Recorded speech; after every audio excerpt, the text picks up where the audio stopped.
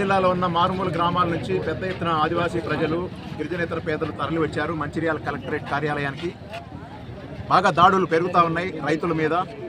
ప్రభుత్వాలు ఇచ్చినటువంటి హామీలు అమలు కావటం లేదు, వాటిని అమలు చేయాలని చెప్పి డిమాండ్ చేస్తున్నాం.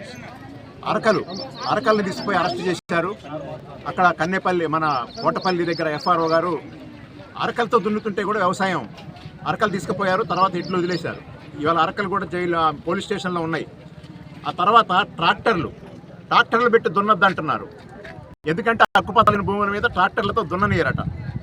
దాని మీద ట్రాక్టర్లు కూడా ఇవాళ 4-5 ట్రాక్టర్లు ఎఫ్ఆర్ఓ ఆఫీసులో సీల్ చేసి పెట్టారు. అవి తుప్పుపట్టిపోతున్నటువంటి పరిస్థితి ఉంది.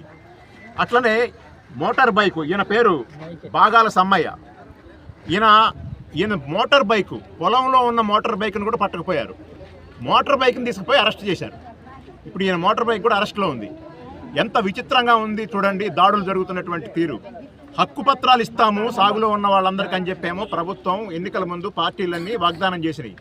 గతంలో ఉన్న ప్రభుత్వం కొన్ని ఎకరాలకు ఇచ్చింది, ఇది పెండింగ్లో ఉంది. ఈరోజు ఏమన్నారంటే అందరికి ఇస్తామని చెప్పారు, కానీ ఇప్పటివరకు కూడా రోడ్ మ్యాప్ ప్రకటన చేయలేదు. రోడ్ మ్యాప్ ప్రకటన చేయడం అంటే అర్థం ఏంటంటే మళ్ళీ దరఖాస్తులు తీసుకోవాలి, గ్రామ కమిటీలు కూర్చోబెట్టాలి, లబ్ధిదారులు ఎంపిక చేయాలి, వాళ్ళందరికీ కూడా హక్కుపత్రాలు ఇవ్వాలి. అదేం ఇవ్వకుండా ఈరోజు అందరి మీద కూడా దాడులు పెద్ద ఎత్తున జరుగుతున్నాయి. తపాలాపూర్ ఆయన వచ్చిందో, తపాలాపూర్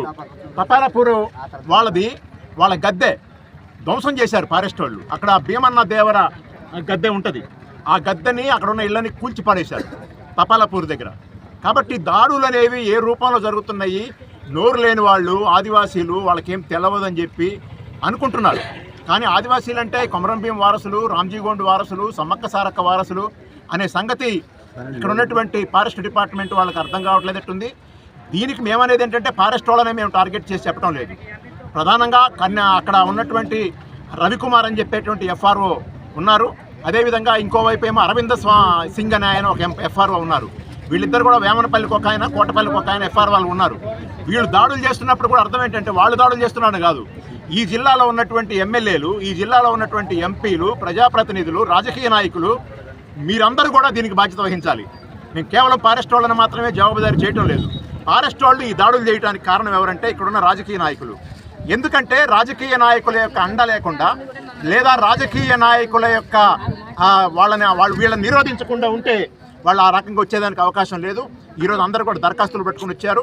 ఆ దరఖాస్తులన్నింటినీ మేము జిల్లా కలెక్టర్కి దయచేసి మేము చేతులెత్తి నమస్కారం చేసి చెప్పేది ఏంటంటే, జిల్లా కలెక్టర్ గారికి ఇచ్చిన దరఖాస్తులన్నీ కూడా వాళ్ళు ఇచ్చిన దరఖాస్తులు తీసుకొని వాళ్ళని పరిష్కృతి కింద వాళ్ళందరికీ కూడా రసీదు ఇవ్వాలని మేము కోరుతున్నాం.